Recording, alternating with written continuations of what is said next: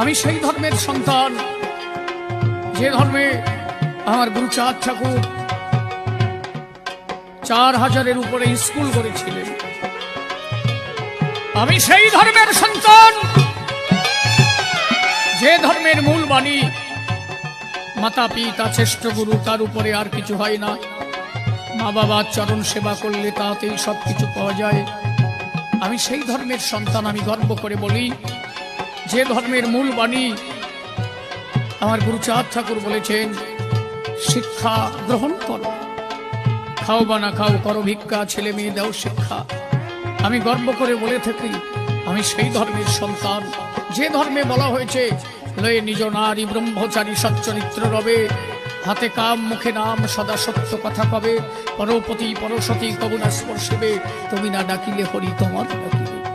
আমি গর্ব করে বলে থাকি আমি সেই ধর্মের সন্তান যে ধর্মে গৃহীর সর্বশ্রেষ্ঠাসন, যে ধর্মে বলা হয়েছে